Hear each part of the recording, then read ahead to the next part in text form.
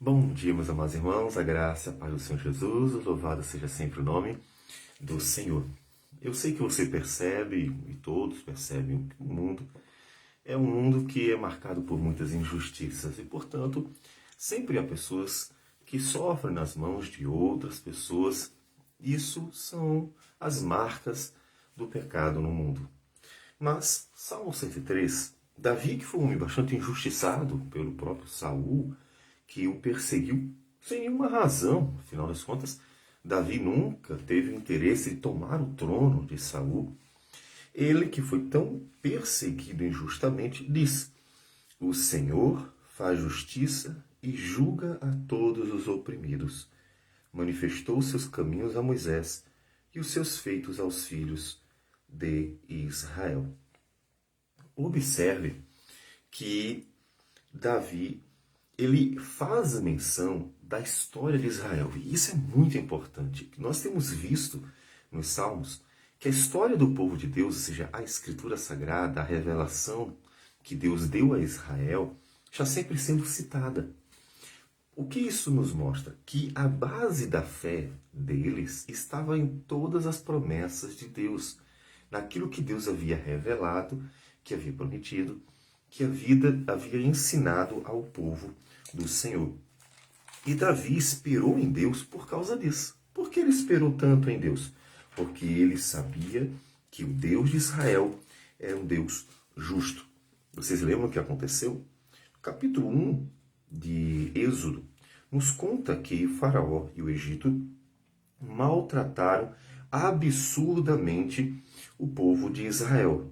Diz o versículo 10: Eia, usemos de astúcia para com ele, para que não se multiplique, e seja caso que, vindo a guerra, ele se junte com os nossos inimigos, peleje contra nós e saia da terra. E os egípcios puseram sobre eles feitores de obras para os afligirem com suas cargas. E os israelitas edificaram a Faraó as cidades celeiros Pitom e Ramassés. Mas quanto mais os afligiam, tanto mais se multiplicavam e tanto mais se espalhavam, de maneira que se inquietavam por causa dos filhos de Israel. Então os egípcios, com tirania, faziam servir os filhos de Israel, e lhes fizeram amargar a vida com dura servidão em barro e em tijolos, e com todo o trabalho no campo, com todo o serviço em que na tirania os serviam. Para piorar, eles mandaram matar os meninos que nasciam. Eles estavam fazendo isso baseados numa conjectura. Pode ser que Israel, vindo um inimigo, se junte a este inimigo e então venham a nos destruir. Só que não havia nenhuma razão certa para isso, até porque Israel não recebeu o Egito como herança. A palavra do Senhor dizia que a terra em que eles deveriam habitar era a terra de Canaã. Portanto, podemos dizer, pela própria Escritura de Israel, que eles não deveriam ter medo, em hipótese alguma, deste povo. Todavia, maltrataram injustamente. Injustamente, porque eles não fizeram nada contra o Egito, para realmente merecer todo esse tratamento. E Deus olhou tudo isso, viu tudo isso. O povo de Israel clamou, e no capítulo 2, versículo 23 a 25, diz: Decorridos muitos dias, morreu o rei do Egito. Os filhos de Israel gemiam sob a servidão, e por causa dela clamaram, e o seu clamor subiu a Deus. Ouvindo Deus o seu gemido, lembrou-se da sua aliança com Abraão, com Isaque e com Jacó, e viu Deus os filhos de Israel, e atentou para a sua condição. Veja que Davi cita um marco histórico tão importante da nação, em que Deus viu a injustiça, o sofrimento sofrido pelo povo de Israel e manifestou os seus feitos para o povo, livrando, libertando com poder, com mão forte e julgando a nação egípcia como culpada, de tal modo que as pragas vieram para destruir o povo e massacrou até libertar o povo de Israel. Davi vê no agir de Deus, na história de seu povo, ver a justiça divina e ver a providência divina, de forma que ele encontra nisso, ele encontra força, ele encontra motivo para continuar perseverando. Deus era o seu libertador. Nós vivemos um mundo de injustiças, mas isso não significa que nós devamos estar buscando em homens a salvação. Isso é tão comum. De um lado, pessoas querem fazer do Estado a salvação da vida, de tal modo que se torna a razão e o propósito do viver do cidadão. E isso é idolatria. Não coloque no Estado a sua esperança. Ele não é. É só um ídolo qualquer que promete e jamais vai cumprir. Não coloque em homens, mesmo que sejam líderes governamentais, a sua esperança. São só pecadores. Como eles vão nos salvar? Não coloque em pessoa alguma a sua esperança. A nossa esperança tem que estar única e exclusivamente no Senhor da glória. Nos diz o Salmo 146, versículo a partir do 3. Não confieis em príncipes, nem nos filhos dos homens, em quem não há salvação.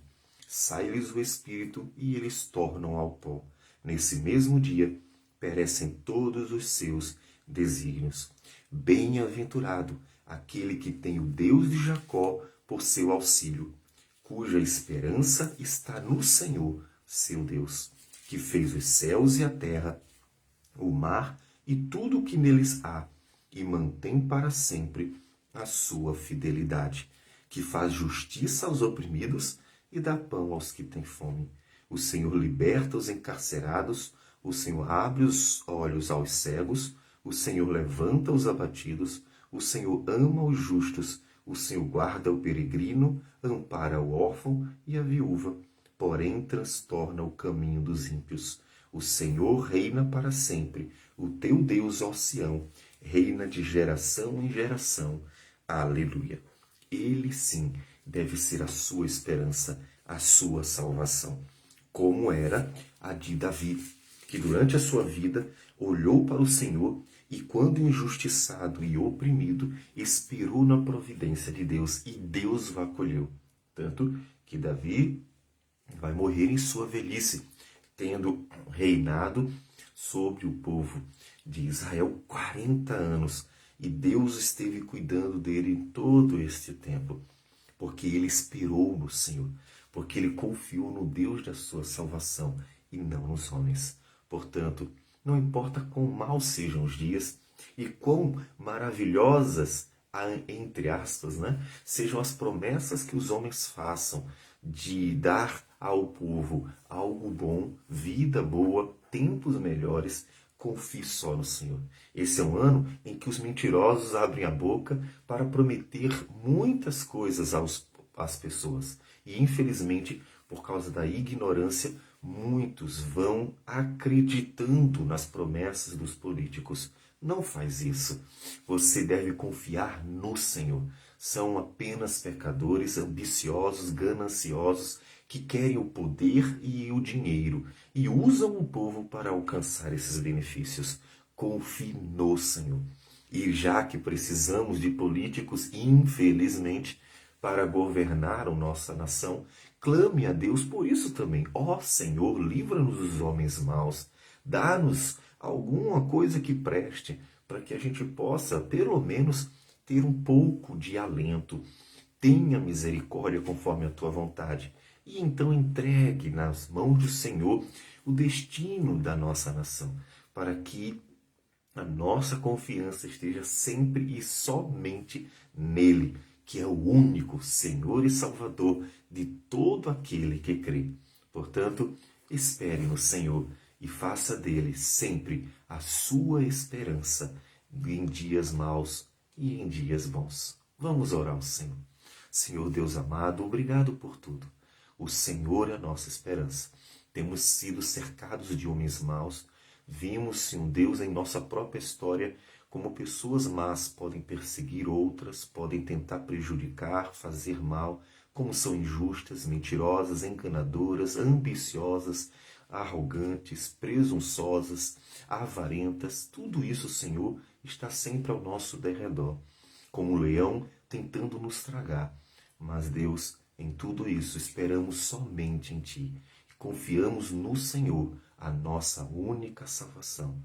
Pedimos que o Senhor continue nos livrando dos homens maus e nos ajudando a lidar com este mundo que jaz no maligno, fortalecendo a Tua igreja para continuar firme, perseverando na Tua palavra.